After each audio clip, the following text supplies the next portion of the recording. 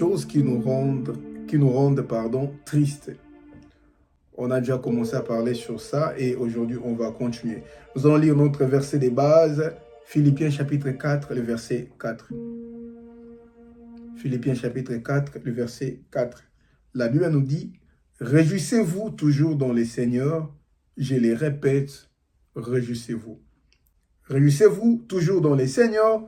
Je les répète, réjouissez-vous.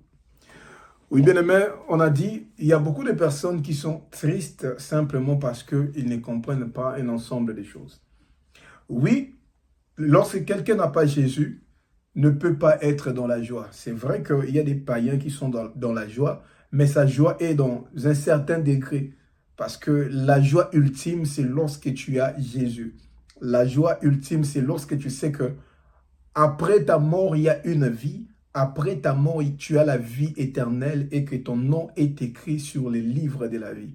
Lorsque tu as cette assurance que rien ne peut te nuire, c'est ça qui procure la joie que le monde ne peut jamais donner. Lorsque tu es conscient que peu importe ce qui arrivera, même quand je traverserai la vallée de l'ombre de la mort, je ne craindrai aucun mal parce que Dieu sera avec moi. Même quand je serai jeté dans la fournaise ardente, je sais que l'Éternel sera avec moi. Même quand je serai jeté dans la fosse au lion, l'Éternel sera avec moi. Lorsque tu as cette assurance que les malheurs atteignent souvent les justes, mais l'Éternel l'en délivre toujours. Dieu est le secours qui ne manque jamais pendant les moments de la détresse. Lorsque tu as cette assurance-là, bien-aimé, tu auras la joie que le monde ne peut jamais donner. Mais on a vu certains enfants de Dieu être toujours tristes. Pourquoi? Parce qu'ils n'ont pas compris un ensemble de choses. On a vu des chrétiens, quand bien même qu'ils n'ont pas Jésus, être quand même aussi heureux. Pourquoi? Parce qu'ils ont maîtrisé un ensemble de choses. Et l'autre fois, nous avons dit, la première des choses qui fait en sorte que beaucoup de personnes soient toujours tristes, c'est lorsqu'ils n'ont pas des objectifs dans la vie. Lorsqu'ils n'ont pas des visions claires sur leur destinée. On a vu des païens qui travaillent dur, des païens qui poursuivent certains objectifs et être heureux. Pourquoi? Parce que l'âme a besoin de voir certains résultats satisfaisants. Lorsque tu poursuis un objectif et tu arrives jusqu'au bout, tu obtiens les résultats escomptés, ça procure beaucoup de bien. Et c'est ce qui fait en sorte que lorsque quelqu'un a toujours des objectifs à atteindre, lorsque quelqu'un a une vision claire et il se bat pour atteindre ses objectifs, cette personne sera toujours heureuse. Pourquoi? Parce qu'il fait un ensemble de choses. Il s'est dit, ma vie sur terre, ce n'est pas un hasard. Ma vie sur terre, je ne suis pas venu accompagner les autres. Même si les autres accomplissent les choses qui méritent l'approbation des autres, mais moi aussi, j'ai fait des choses qui me rendent heureux. Moi aussi, j'ai fait des choses qui me rendent fier.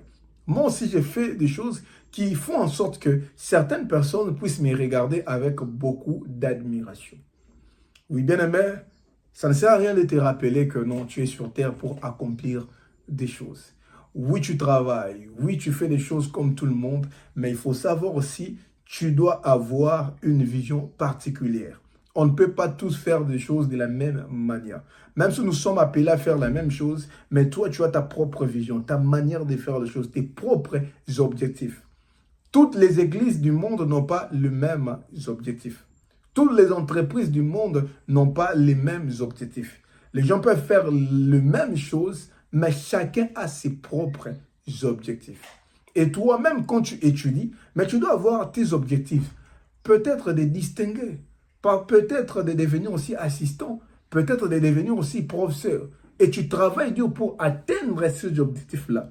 Dans tout ce que tu vas faire, dans tes choix, dans tes formations, ça sera toujours par rapport à tes objectifs. Lorsque tu fais cela et tu atteins tes objectifs, ça te rendra heureux. Ce qui fait en sorte que beaucoup de personnes soient toujours tristes, comme j'ai dit ces jours-là, c'est le fait de tourner à rond. Lorsque tu as comme l'impression que tu es toujours stationnaire, les années passent, toi tu n'évolues pas. Tu as comme l'impression que les autres évoluent, mais toi tu n'évolues pas. À un certain moment, tu vas tomber dans la dépression. Demandez à toutes ces personnes qui sont toujours dans la dépression, La première des choses, c'est avoir ces réflexes, avoir ces sentiments, de tourner en rond, de faire les cercles vicieux. Et lorsque quelqu'un n'avance pas, c'est parce qu'il ne travaille pas aussi assez pour atteindre certains objectifs. C'est pourquoi, bien-aimé, en tant qu'enfant de Dieu, tu dois toujours te fixer des objectifs. Peut-être, par exemple, cette année, tu vas nous dire, qu'est-ce que tu as fixé comme objectif? Ça, c'est très capital. Donnez-moi une minute, j'arrondis ça.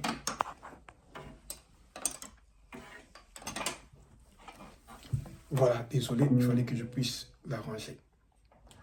En tant qu'enfant de Dieu, tu dois aussi avoir des objectifs. Par exemple, cette année, tu dois être à mesure de nous dire qu'est-ce que tu as prévu cette année. Et parfois, au début de l'année, tout le monde se dit, non, voilà, cette année, je dois apprendre l'anglais. Cette année, je dois faire mon code, je dois apprendre à conduire. Cette année, je dois faire mon permis de conduire. Mais jusque-là, tu n'as rien fait. C'était seulement l'adrénaline du début, mais là, tu ne fais plus rien. Alors que lorsque tu travailles dur, même si c'est difficile, même si ça te demande beaucoup d'argent, mais quand tu te dis que je vais le faire, tu mets tout en œuvre pour atteindre cela, ça va te procurer beaucoup de bonheur. Ça te fera énormément du bien. Ça, c'était la première des choses. Oui, la deuxième des choses, nous avons dit, c'est regarder les choses du mauvais côté. Non, la deuxième des choses, nous avons dit, c'est lorsque tu te focalises sur les résultats, sur les terminus, au lieu de te focaliser sur les processus. Beaucoup de personnes vivent dans la procrastination. Beaucoup de personnes renvoient tout au lendemain. Ils ont du mal à travailler. Ils ont toujours la flemme pour faire certaines choses. Et après, ils se rendent malheureux, ils se rendent tristes. Pourquoi? Parce qu'ils se focalisent sur les résultats. Alors qu'on ne peut pas se focaliser sur les résultats. On doit se focaliser sur les processus. C'est-à-dire, tu sais qu'aujourd'hui, je dois peut-être lire la Bible. Cette année, je dois lire toute la Bible. Tu te dis, mais c'est beaucoup, il y a beaucoup de livres. Est-ce que je vais y arriver? Est-ce que je vais y arriver? Est-ce que je vais maîtriser aussi la Bible? Est-ce que moi aussi, je serai à mesure de bien défendre, de bien expliquer la parole de Dieu? Ça, c'est les terminus. Mais ne te focalise pas sur ça. Focalise-toi sur ce que tu fais quotidiennement. Qu'est-ce que tu dois faire quotidiennement? C'est méditer la parole de Dieu. Peut-être tu te dis, chaque jour, je dois commencer à lire 4 chapitres. Toi, prends le plaisir lorsque tu lis ces 4 chapitres et bats-toi pour lire quotidiennement ces 4 chapitres. Et lorsque tu lis, concentre-toi, focalise-toi sur ce que tu lis. Essaye de comprendre quelque chose de nouveau. Essaye de comprendre ce que Dieu te dit par rapport à ces 4 chapitres.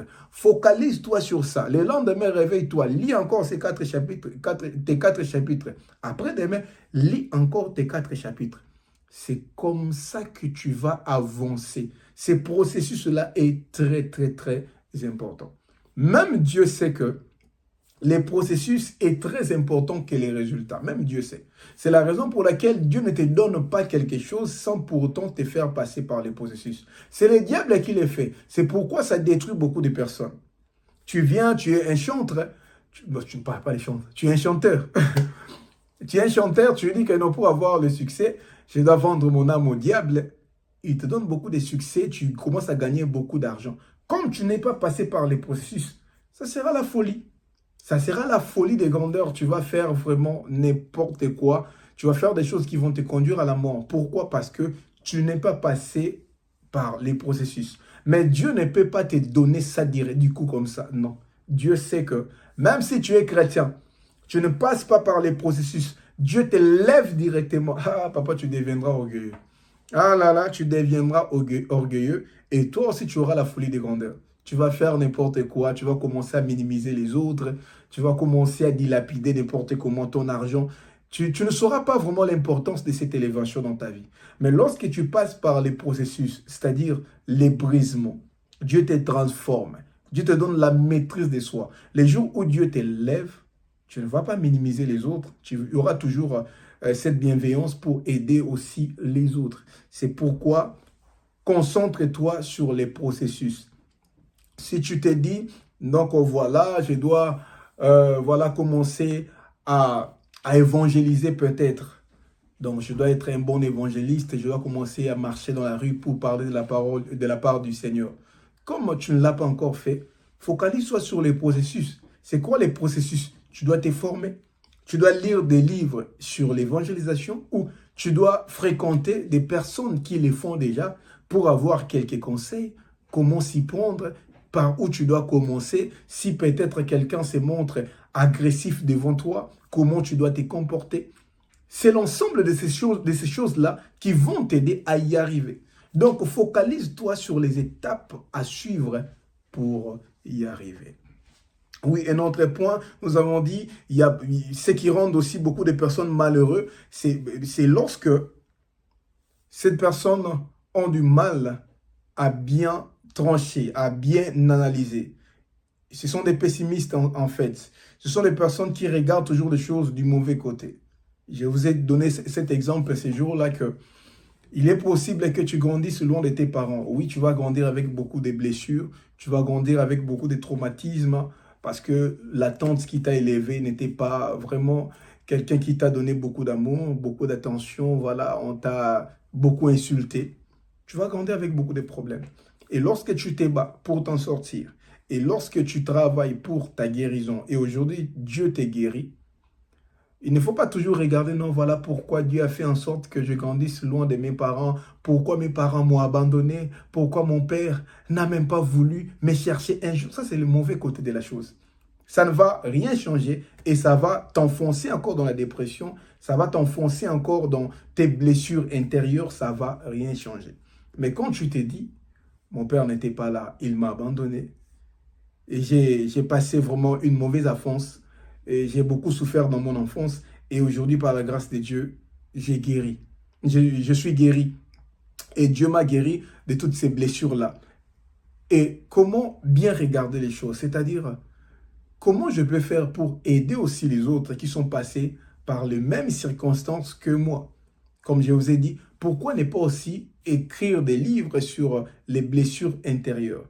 Pourquoi ne pas aussi écrire des livres pour toutes ces personnes-là qui ont grandi loin de leurs parents? Pourquoi ne pas aussi commencer à organiser des conférences sur cela? Pourquoi ne pas aussi donner ton témoignage sur cela? Tu vois que ça peut devenir même ta vocation. Tu peux faire même une carrière simplement pour aider, pour soutenir, pour accompagner toutes ces personnes-là qui souffrent des traumatismes d'enfance, qui souffrent des blessures intérieures. C'est ça, avoir une bonne manière de regarder les choses. Comme je vous ai dit, pardon, dans toutes les événements, dans toutes les situations heureuses ou malheureuses qui nous arrivent, il y a toujours les bons côtés, il y a aussi les mauvais côtés. Lorsque tu donnes tout à ton enfant, toi tu te dis c'est bien parce que moi j'ai souffert, je ne veux pas que mes enfants souffrent autant. C'est bien, ça fait du bien, tes enfants vont bien grandir. Mais il y a aussi le côté négatif de cela. Tes enfants ne vont pas comprendre l'importance de certaines choses. Parce que tout a été facile pour eux. Il suffit simplement d'appeler maman. Il suffit simplement d'appeler papa. Il y a toujours la solution. Il ne va pas se préparer à la vie. Parce que la vie là dehors, c'est très compliqué. Il faut être coriace pour l'affronter. Il faut être un guerrier. Il faut être résilient pour affronter la vie. Quand tu t'habitues à la facilité, tu vas toujours tout attendre du gouvernement. Je dois emprunter l'argent à la banque, je dois tout faire. Je dois attendre que quelqu'un vienne m'aider. C'est ça la mentalité. Mais quand quelqu'un grandit dans beaucoup de difficultés, où il n'y avait personne pour l'aider, il n'avait que lui et Dieu pour avoir quelque chose, il devait se battre. Cette personne se prépare à la vie. Peu importe là où il sera, il s'est dit, je vais compter sur personne, je vais me battre, je suis un homme, je suis une femme battante, je vais me battre, je vais y arriver. Elle n'aura pas toujours besoin d'un homme pour avoir quoi que ce soit, parce qu'elle s'est habituée à cela. Donc, c'est-à-dire dans toutes les choses qui nous arrivent, dans tous les événements fâcheux ou malheureux ou heureux qui nous arrivent, il y a toujours un côté positif et un côté négatif. Et lorsque tu veux évoluer, lorsque tu veux être heureux, il faut regarder que les côtés positifs qui te fait avancer. Est-ce que quelqu'un peut dire gloire au Seigneur? Est-ce que quelqu'un peut dire gloire au Seigneur? Est-ce que quelqu'un peut nous dire gloire au Seigneur? Oui, bien aimé. La quatrième des choses, tu dois demander à Dieu la sagesse le courage et la force. La force pour accepter les choses que tu ne peux pas changer. Comme l'exemple que je viens de vous donner tout à l'heure. Tes parents t'ont abandonné, ils t'ont rejeté. Tu dois demander à Dieu la force pour supporter cela. Bon, ton père ne t'a pas reconnu.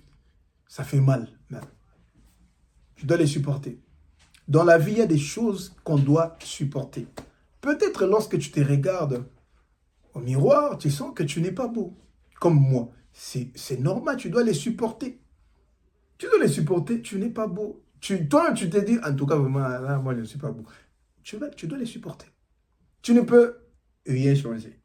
Je ne te demande pas d'aller faire la chirurgie. Non, tu dois les supporter. Pour être heureux dans la vie, tu n'es pas censé être toujours beau. Non.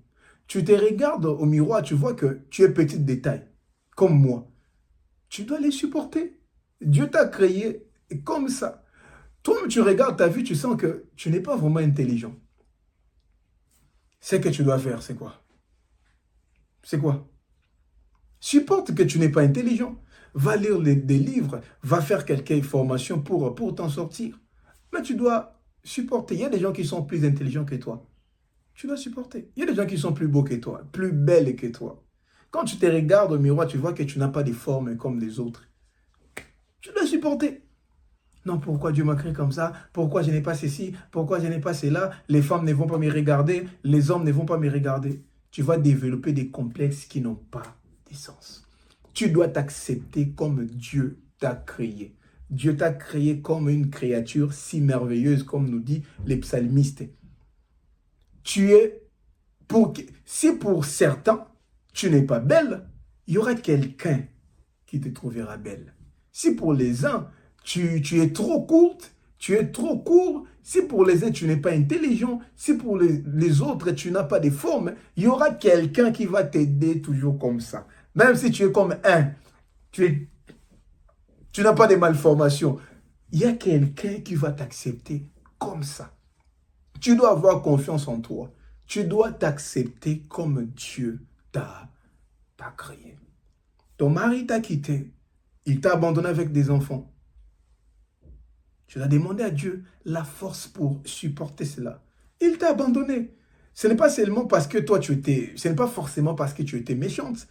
Ou ce n'est pas forcément parce que tu lui as fait quelque chose. Peut-être qu'il a trouvé ses propres raisons à lui de partir. Tu dois accepter. Oh non, voilà, pourquoi il m'a abandonné? Pourquoi seulement moi? Cela arrive à beaucoup de personnes. Pourquoi on m'a trahi? Pourquoi on m'a rejeté? Jésus même, on l'a trahi. Je vous dis. Jésus, on l'a trahi. Le maître de l'univers, le créateur des cieux et la terre, on l'a trahi. Toi, qui es-tu pour qu'on ne te trahisse pas? Qui sommes-nous pour qu'on ne nous trahisse pas? On va nous trahir, on va nous briser le cœur. C'est logique. On m'a brisé le cœur. Oui, tu dois supporter. Il y a des choses que tu ne peux pas changer. Il y a des choses que tu dois supporter. Quelqu'un t'a arnaqué, quelqu'un t'a brisé le cœur et il est parti. Quelqu'un t'a fait du mal, il est parti. Ça, tu ne peux rien changer. Tu ne peux plus revenir en arrière. Tu as fait des erreurs. Tu as fait beaucoup d'erreurs au passé. Mais c'est déjà au passé. C'est déjà passé. Tu ne peux rien changer. On ne peut pas rentrer encore au passé pour que tu changes. Non. Ce qui te reste à faire, ce n'est que de supporter. Demande à Dieu la force pour supporter. Tu dois être coriace. Tu dois demander à Dieu cette résilience. C'est important dans la vie d'être résilient. C'est important. Être coriace. De ne pas se laisser faire. De ne pas abandonner parce que tu manques certaines choses. Ah non. Demande à Dieu la force pour supporter. Et demande à Dieu le courage pour affronter, pour changer les choses que tu dois changer. Beaucoup sont tristes parce qu'ils n'ont pas cette force-là pour accepter certaines choses dans la vie. Il y a des choses que tu dois accepter. Tu dois faire la paix avec ton passé. Ils m'ont pardonne-leur. Laissez-les au passé. Ne les emprisonnez pas dans ton cœur. Laissez-les. Libère ton cœur. Pardonne. Demande à Dieu cette force-là. Beaucoup se rendent tristes à cause de cela. Libère ton cœur, sois libre en fait. Et tu auras la joie de Dieu. La deuxième des choses, demande à Dieu la force, le courage, pardon, pour affronter ce que tu dois affronter. Il y a des choses qui ne changent pas parce que jusque-là, tu n'as jamais dit trop, c'est trop. Tu n'as jamais dit trop, c'est trop. Les jours où tu diras trop, c'est trop, les choses vont changer.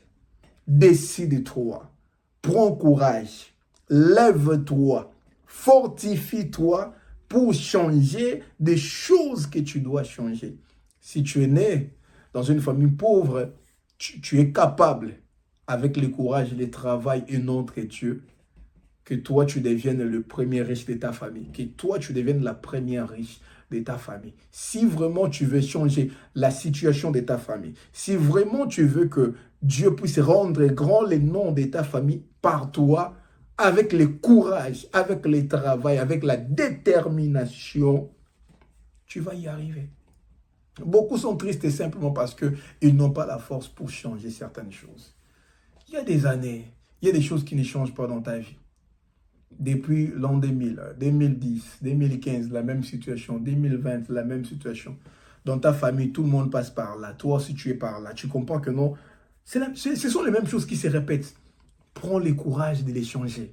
Bats-toi pour les changer. Si vraiment tu ne veux plus être triste, tu dois te battre.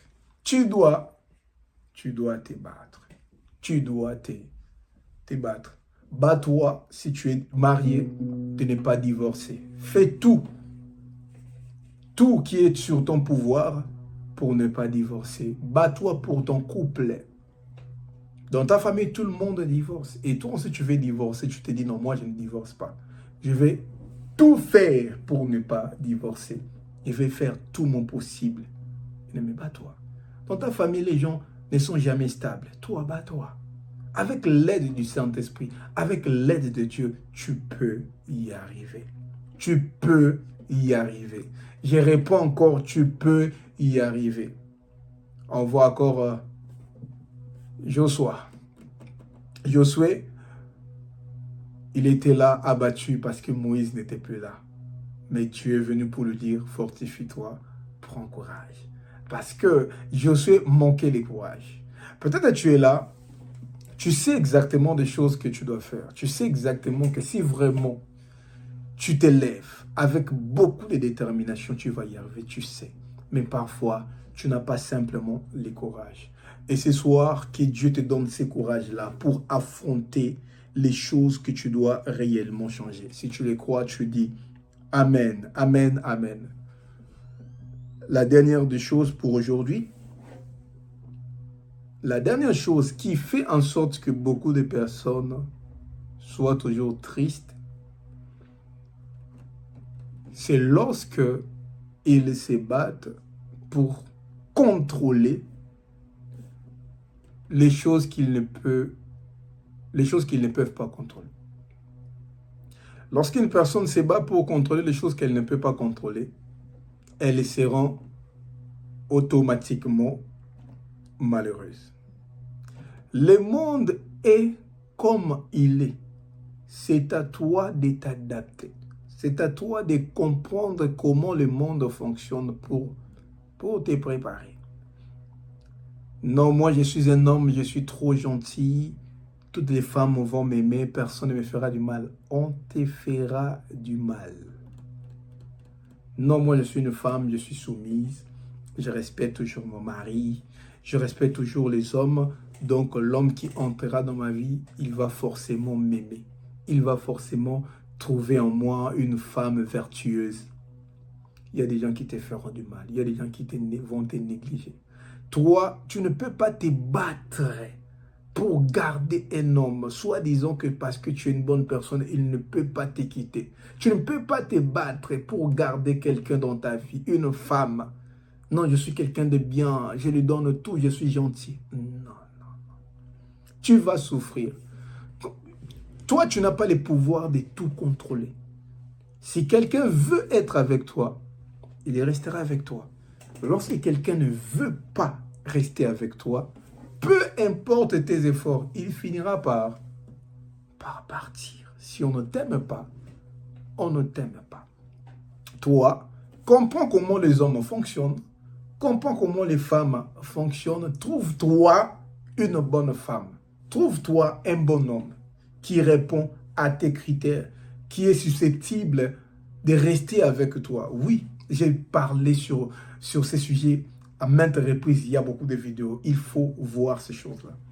Si toi, tu ne sais pas d'abord comment savoir si un homme t'aime pour de vrai, toi, tu ne sais pas reconnaître cela. Tu ne sais pas savoir que cet homme-là est venu simplement pour s'amuser, ou bien il est venu vraiment pour du sérieux. Tu ne sais pas comment faire cette distinction.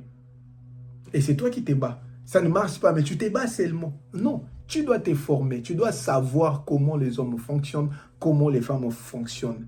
Et comme ça, tu ne vas pas forcer les choses. Tu ne vas pas toujours vouloir tout contrôler. Non. Celui qui se bat pour tout contrôler sera malheureux. Sera malheureux. Si quelqu'un ne t'aime pas, on ne force pas. Parce que ça ne dépend pas de moi. Moi, j'ai donné le meilleur de moi. J'ai tout fait. Si ça ne marche pas, on laisse. On ne force pas. Parce que toi, tu ne peux pas contrôler ça. Si quelqu'un ne t'aime pas, toi, tu ne peux pas contrôler ça. Tu n'es pas capable de faire des choses pour qu'on puisse t'aimer. Si on ne t'aime pas, on ne t'aime pas. Si on ne t'aime pas, on ne t'aime pas. Peu importe tes efforts, ça n'aboutira à rien. Il y a des choses dans les pays où tu y es. Le gouvernement a dit ceci. Non, voilà les mesures prises. Voilà les lois qu'ils ont promulguées. Toi, tu ne peux rien changer. Tu t'es fait des soucis. Pourquoi dans ce pays, ils veulent nous compliquer? Pourquoi ils font des choses comme ça? Toi, agis à conséquence maintenant parce que les lois ont changé. Parce que les nouvelles mesures ont été prises. Toi, change maintenant les tactiques. Essaie de faire les choses différemment maintenant. Parce que tu ne peux pas contrôler les gouvernements. Tu ne peux pas contrôler les gouvernements. Tu ne peux pas contrôler les gouvernements. Les choses dont tu n'as pas les contrôles, mets ça de côté.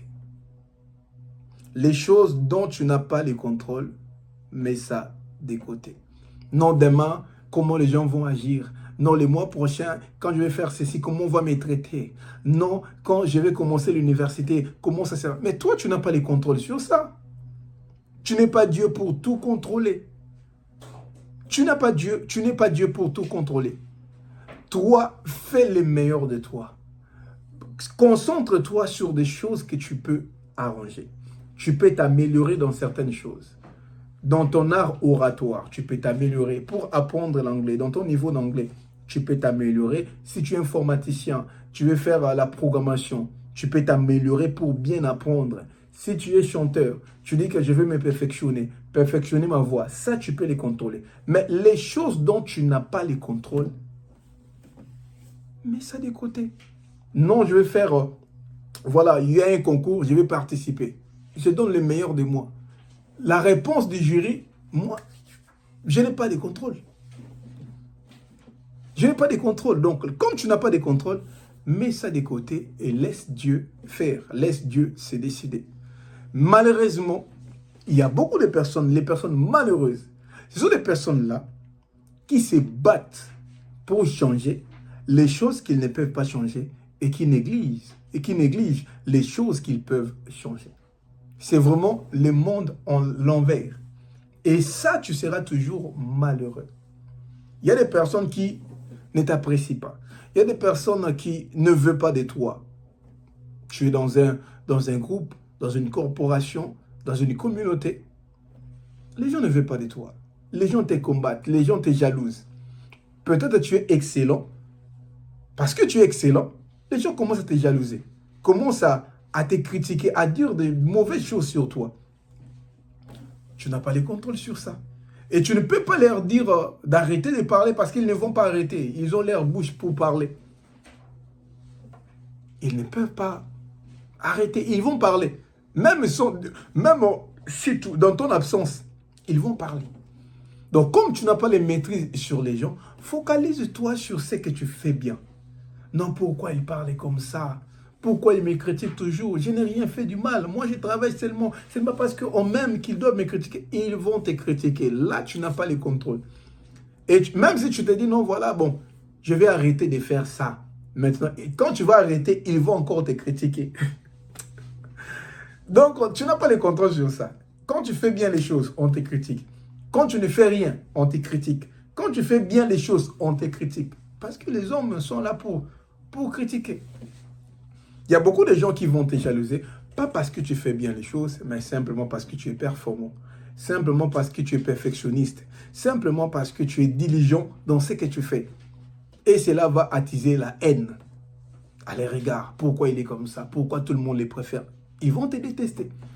Et toi, tu ne peux rien faire. Tu n'as rien à faire pour les calmer.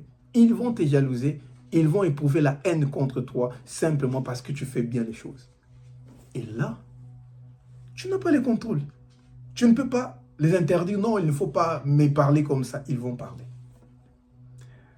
Si au moins tu connais deux personnes qui parlent du mal de toi, à qui tu peux parler directement pour leur dire pourquoi vous dites ça. Et si aujourd'hui tu devenais très influent, Dieu t'élevait, tu devenais président de la République, tu devenais premier ministre, tu vas demander à toute la République de ne pas parler de ton nom. Tout le monde va en parler comme bon lui semble. On voit dans nos pays comment les gens insultent même nos présidents. Il n'a pas de maîtrise sur ça. Il ne peut pas maîtriser tout le monde. Et dans la vie, il y a des choses dont tu n'as pas de contrôle.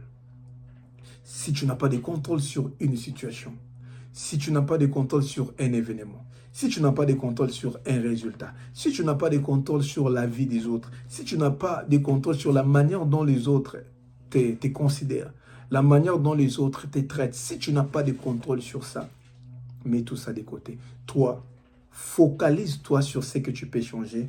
Focalise-toi sur les bonnes choses que tu fais déjà très, très, très bien.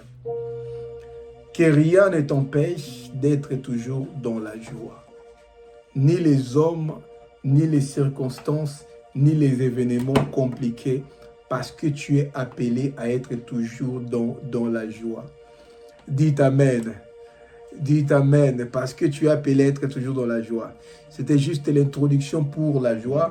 Et prochainement, on va encore en parler en profondeur sur la joie. On va vraiment parler en profondeur sur ces fruits de l'esprit qui est la joie. Tu vas prier. Tu vas dire à Dieu, Seigneur, donne-moi la joie. Je vais être toujours joyeux. Peu importe les circonstances, peu importe les vents et marées, Seigneur Dieu de gloire, aide-moi à être toujours joyeux. Que ta joie que le monde ne peut jamais donner soit mon partage. Je prie au nom puissant de Jésus. Alléluia. Que la joie de Dieu puisse te localiser. Que la joie de Dieu puisse te localiser. Que la joie du bon berger puisse te localiser. Alléluia. Alléluia. Alléluia. Alléluia. Alléluia. Alléluia. Oui, je ne sais pas par quel moment tu passes. Je ne sais pas ce que tu es en train d'endurer actuellement. Mais j'ai prié Dieu qu'il te donne la joie de Dieu, la joie que le monde ne peut jamais donner. J'ai prié que le Seigneur te donne la joie que le monde ne peut jamais donner. J'ai prié que l'Éternel te donne la joie inexplicable que le monde ne peut jamais expliquer. J'ai prié que l'Éternel te donne la joie. Alléluia, alléluia, alléluia, alléluia. Alléluia. Que la joie de Dieu soit ton partage. Que la joie de Dieu soit ton partage. Que la joie de Dieu soit ton partage. Que la joie de Dieu soit ton partage. Que la joie de Dieu soit ton partage. Que la joie de Dieu soit ton partage au nom puissant de Jésus. Alléluia, alléluia, alléluia. Que Dieu te localise, que Dieu te localise, que Dieu te localise, que Dieu te localise. Que la joie de Dieu soit ton partage au nom puissant de Jésus, au nom puissant de Yahweh, au nom puissant de Jésus, au nom puissant de Jésus. Sois toujours dans la joie. sois toujours dans la joie. Que le diable ne vienne pas ôter la joie que Dieu met dans ton cœur aujourd'hui. Que le diable ne vienne pas s'aimer encore la tristesse dans ton cœur au nom puissant de Jésus. J'ôte la tristesse. Toi, tu es condamné à être toujours dans la joie. L'amertume ne sera pas ton partage. La dépression ne sera plus ton partage au nom puissant de Jésus. Tout ce que le diable a sémé, tout événement compliqué que le diable a permis dans ta vie pour que tu sois toujours triste, pour que tu sois toujours dans la dépression, pour que tu sois toujours opprimé. Je chasse cela au nom puissant de Jésus. Je déracine cela au nom puissant de Jésus-Christ. Laisse que cette situation puisse avoir sa solution au nom puissant de Jésus. Laisse que Dieu puisse te donner la solution à tous ces problèmes compliqués que le diable a mis devant toi pour que tu sois toujours triste. Que la joie de Dieu puisse te localiser. Sois toujours dans la joie. Sois toujours dans la joie. Sois toujours dans la joie. Au nom puissant de Jésus, j'ai ainsi prié et j'ai dit Amen. Et j'ai dit Amen. Est-ce que quelqu'un peut acclamer pour la parole de Dieu? Que Dieu bénisse abondamment. Soyez toujours dans la joie. On se connecte encore les lundis. Bonne soirée à tout le monde. Bye bye.